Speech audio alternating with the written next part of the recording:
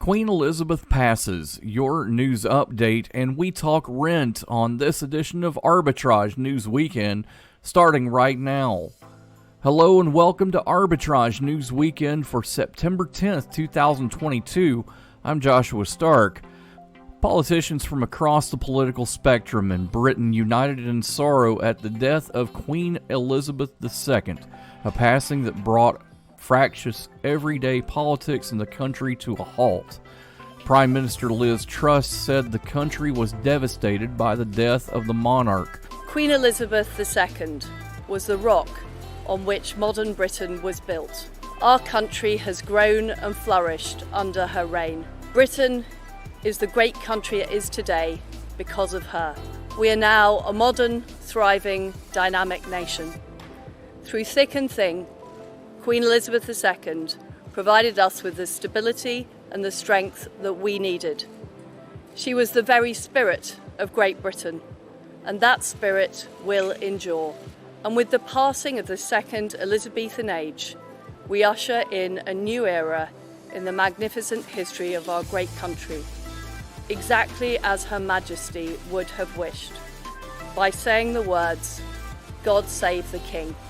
Queen Elizabeth was 96 years old.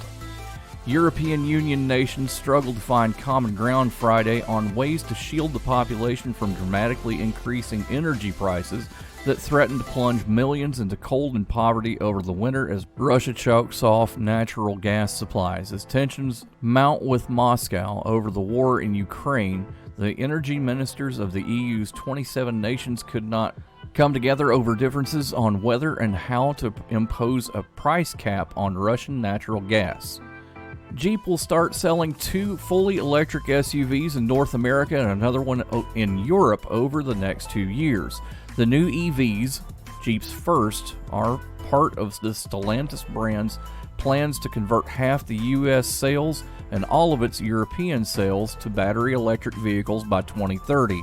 They're the first for the brand, and executives are promising that they'll be fully capable of off-road travel. The new vehicles include the Jeep Recon, a 4-wheel drive, mid-size SUV about the size of the Jeep Wrangler and rival Ford's gas-powered Bronco Sport.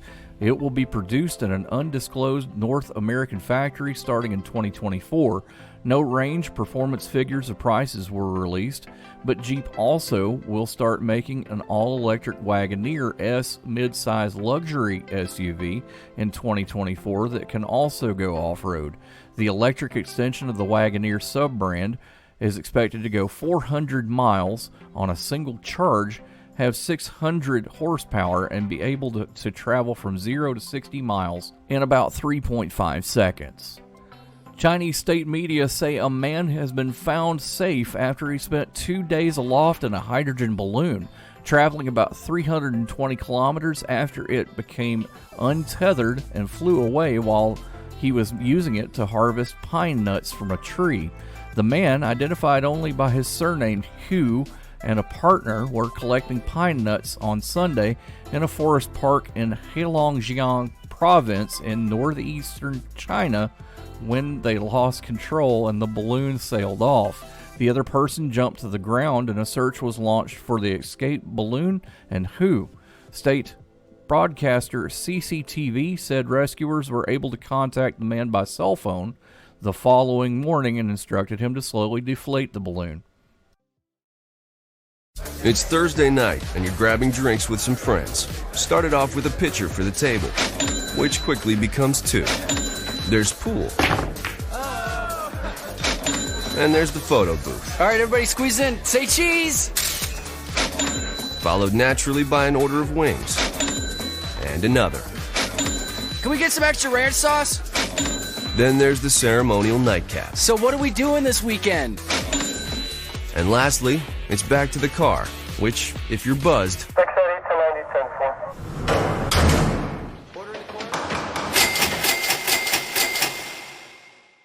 could be the most expensive night of your life. Getting pulled over for buzz driving could cost you around $10,000 in fines, legal fees, and increased insurance rates. Nothing kills a buzz like getting pulled over for buzz driving, because buzz driving is drunk driving.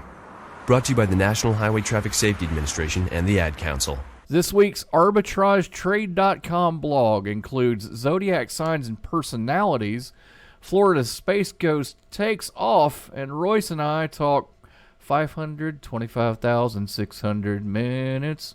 525,000 moments so dear. Not that rent, man. Oh. We're talking apartment rent. All this and more in this week's Arbitrage blog, available now at arbitragetrade.com. Now let's go to the president and chief singer of Arbitrage, Mr. Royce Wells, for more. Royce, sorry I was grumpy there. I'm an asparagus, as you know, and my moon was in Gatorade. It's more playing with zodiacs, I see. Yeah, this is part 2 of our Virgo season series from Ari. And if you've been keeping up with the blog, you know that we talked about whether or not there's a correlation between zodiac signs and personality. And there aren't. There's not. You're right. Science isn't there. Yeah, let's just do this. Let's take a quick look at personalities and how they are formed. What we do know is that personalities are partially nature, nurture. You've heard that before. Nature, Yeah. nurture, and some level of we don't know. In between, yeah. Je ne sais quoi. I don't know what. Well, why'd you say je ne sais quoi? I don't know what. I don't know why either. Anyway. But isn't that French for I don't know why? I don't know. But we're talking about something called epigenetics. Epigenetics. What is epigenetics? Well, it's when a heritable phenotype change. Yeah, we're talking big science today. Oh, so it's like an epigenetic pin? Wait. That's... No. Oh, okay. Sorry. That's for like... I know, an EpiPen is not epigenetics. That's Sorry, I had to. Wow, man. Right? He's on one. Have you had your coffee this morning? I have. And a giant smoothie from Smoothie King. That explains it. Yeah. That explains it. So epigenetics is when a heritable phenotype change happens without alterations to the DNA sequence. It looks like a duck, it quacks like a duck, but it might not be a duck? In better terms, it's when there's a change in how a gene is expressed without physically making a change to the sequence of the gene. For example. So we've been hacked. Our genes have been hacked. We hack our own genes, technically. Isn't that called evolution, more or less? More or less. Could be. I'm like, that's what it sounds like. I mean, if you make it really simple. So speaking of evolution, we see in rhesus monkeys, right? Yeah. Rhesus monkey infants who didn't receive typical maternal care lacked some serotonin, which resulted... That's a big no-no. Which resulted in them being more aggressive when they got older. No, that explains my brother. All right, continue. Oh, wow. It's also been observed in rats. Those that were cared for by their mothers tended to be more docile versus rats that were left alone as pups.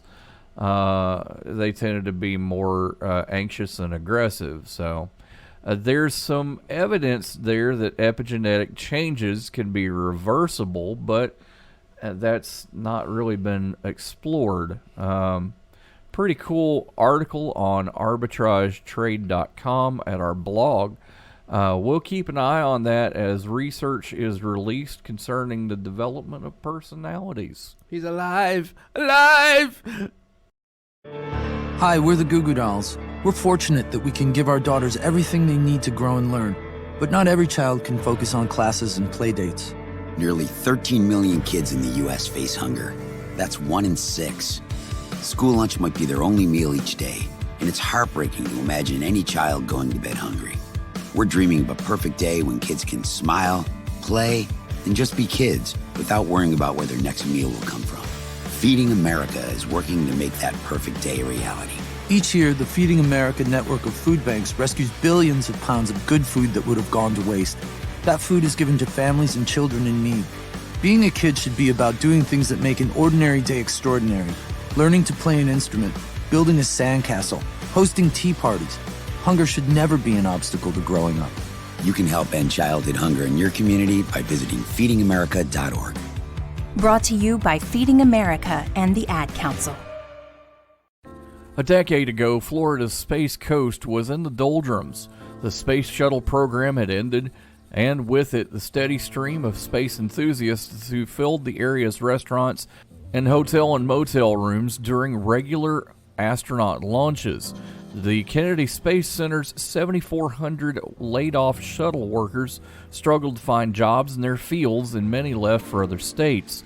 The country's unemployment rate skyrocketed to almost 12%, and foreclosures were rampant in the aftermath of a housing crisis that struck Florida harder than most states.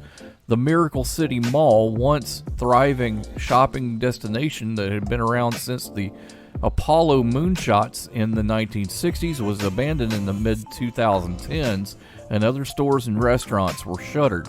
It was devastating. Along with the fact that our nation was going into a recession, we had lost our bread and butter. We had lost our economy, said Daniel Diesel, mayor of Titusville, which sits across the Indian River from the Kennedy Space Center. Nowadays, the county's unemployment rate is under 3%, and the Space Coast is humming with jobs and space launches.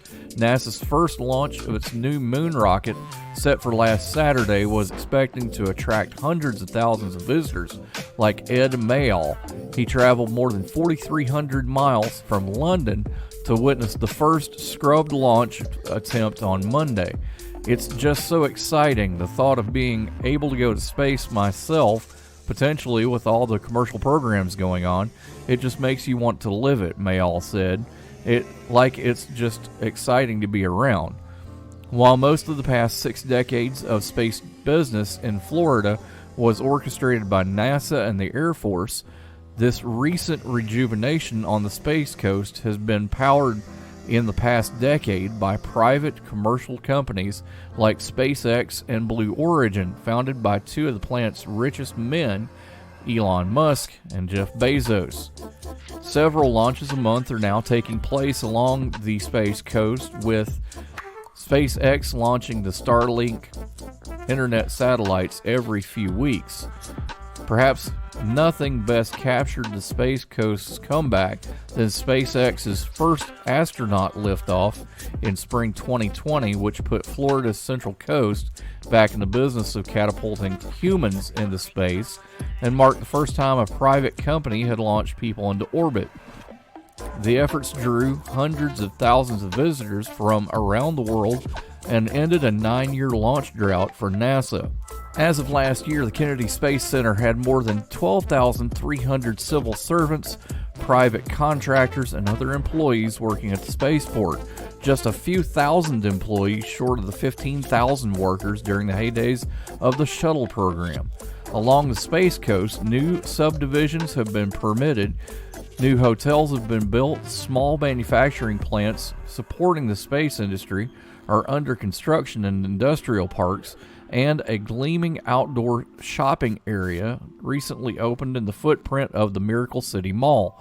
Last year, the Milken Institute ranked the Space Coast metro area as having the second strongest economy in the U.S., using an index based on jobs, wages, and high-tech growth. The ranking for the metro was up 47 spots from 3 years prior.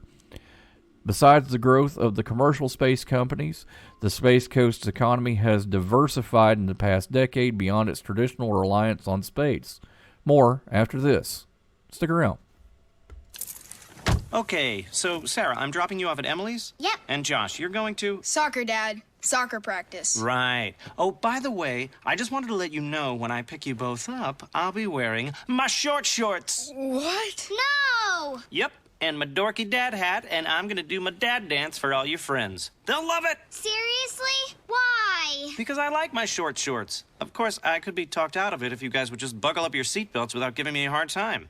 It's important to get your kids to buckle up for safety, no matter what it takes. And sometimes, all it takes is your parental powers of persuasion. Okay, we're buckling up. See, all buckled. Good choice. I'll just have to do my dad dance at dinner time. What? No! Do what you have to make sure your kids are wearing their seatbelts, even on short drives. Never give up until they buckle up. A message from the National Highway Traffic Safety Administration and the Ad Council. Visit safercar.gov/kidsbuckleup for more information. Royce, how's your summer travel schedule been? A lot, actually. Yeah. Yeah. Been doing a lot of air travel? I've gone to a few places like Vegas and Los Angeles and, a few, Nashville even. Now, were those business trips or personal? 2 business, 1 personal. There you go. So here's the thing. The airline industry post-pandemic is recovering, but unfortunately it's not recovered quite enough. They tapped the 2019 numbers over the Labor Day weekend, but their biggest fundraiser, if you will, their biggest profit center, has not yet fully returned. Can you guess who those people are? I'm going to say it's not Insane Clown Posse. No, it's probably people going to work.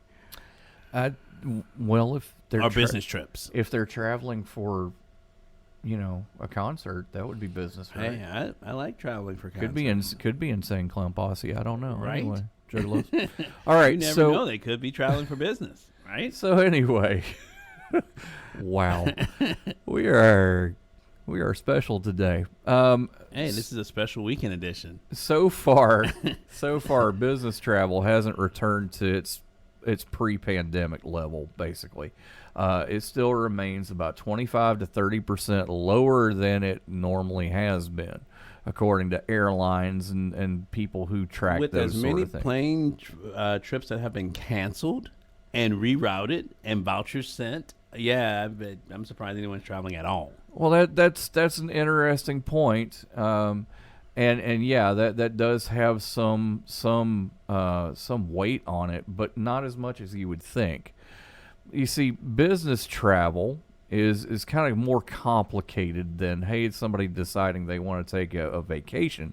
On the average, business travels pay more for their seats than, say, just the normal vacation traveler. You don't travel business class when you go for vacation, do you? Not usually, no. No, you don't go first class.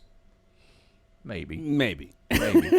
But larger businesses have the budget for their business class passengers to travel more comfortably. And on the corporate side, it takes a little bit more to restart that, because there's a lot of moving parts. There's client availability. There's sales availability. There's ticket availability. Budget. Yep, if it's out of the budget, it's been cut, and a lot of people cut back on their travel budgets this year. Speaking of, I need to talk to you about our departmental travel budget. I need to take a trip to Vegas to do some sales lead. I'm gonna say no. I think there's a big convention that's coming in October. We're going to that, maybe. Okay. Maybe. Well, we'll talk about that. So what they're saying here is that these bigger airlines, they depend on business travel. It looks to be that it is returning, but it could be up to mid-2026 before business travel gets back up to where it needs to be for these airlines. Cool. That means at that point, Bitcoin should be fully populated and no longer being mined. Ding, ding, ding. That's beautiful. That's a beautiful thing. More after this on Arbitrage Weekend. Stick around, because Royce and I are talking rent, not what you think. No word in the English language is less convincing than probably. Are you sure we should get matching tattoos on our first date? Sure. We'll probably stay together. Probably? It's been 23 minutes since I ate. I can probably swim. You should wait 30 minutes. Okay, now tell me what to do. Cannonball! Cramp! Oh, I have a cramp. I can probably hit the green from here. Probably. Can I get a mulligan? Ready to go? Hey, are you sure you're okay to drive? Yeah, I'm pretty sober. Yeah, I'm probably okay. Probably okay isn't okay, especially when it comes to drinking and driving. If you're drinking, call a cab, a car, or a friend. Buzzed driving is drunk driving. A message brought to you by NHTSA and the Ad Council. Apple's latest lineup of iPhones will boast better cameras, faster processors, and a longer-lasting battery, all at the same prices as last year's models, despite inflationary pressure that has driven up the cost of many other everyday items. That pricing decision, revealed Wednesday during Apple's first in-person product event in 3 years, came as a mild surprise. Many analysts predicted Apple would ask its devout fans to pay as much as 15% more to help offset rising costs for many components. The hoopla surrounding Apple's new iPhone 14 models is part of a post-Labor Day ritual the company has staged annually for more than a decade. Wednesday's event was held on the company's Cupertino, California campus at a theater named after company co-founder Steve Jobs. After Apple CEO Tim Cook strolled out on stage, most of the event consisted of pre-recorded video presentation that the company honed during previous events staged during the pandemic.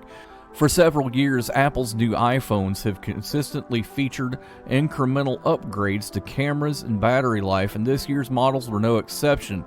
Pricing for the standard iPhone 14 will start at $799. The deluxe iPhone 14 Pro Max will start at $1099. Among the latest improvements is a 48-megapixel camera in the Pro and Pro Max models that the company said will produce especially crisp pictures. The iPhone 13 versions of the Pro and Pro Max have 12-megapixel cameras. This year's high-end models will also have always-on displays that will stay lit even when the device is locked, a feature that has been available on many smartphones powered by Google's Android software. Beginning in November, all the iPhone 14 models will be able to send SOS messages via a new satellite feature, a safety measure intended to let users request help when in remote areas without a wireless connection. All the iPhone 14 models will also include a motion sensor capable of detecting serious car crashes and will automatically connect to emergency services. With inflation still hovering at its highest level in 40 years, consumers have curbed their spending on many discretionary items. That's likely contributing to a recent decline in smartphone sales, although the iPhone has fared much better than its competing Android devices. The dimming sales outlook prompted the research firm International Data Corporation to predict a worldwide decline in 2022 smartphone shipments of 6.5%, almost double the 3.5% decline it had estimated a few months ago.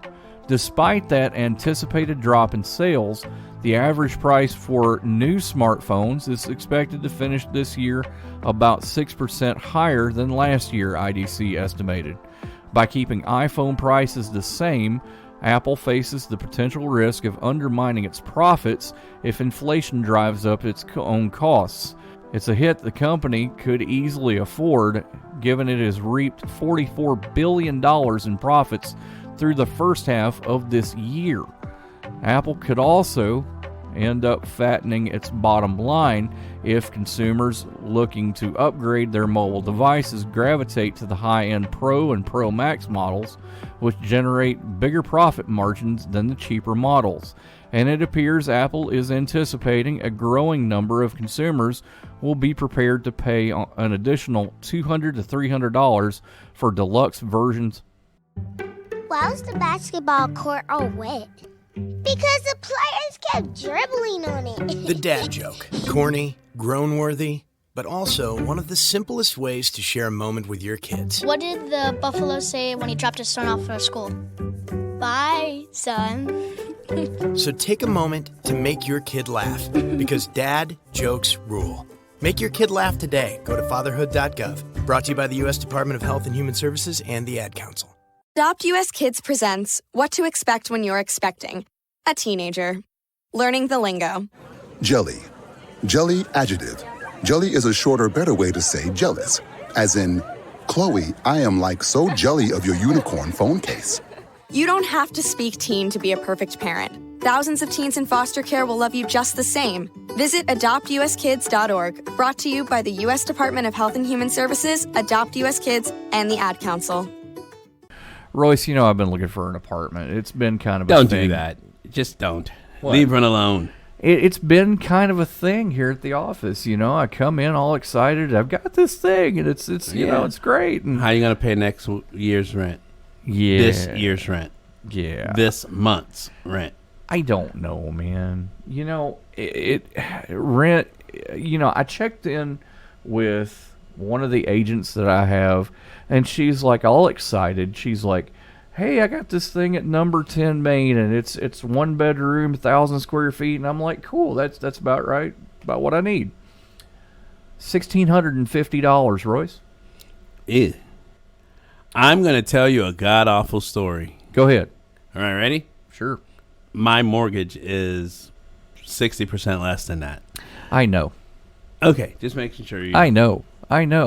Rent on a national average is up 14% July over July of last year.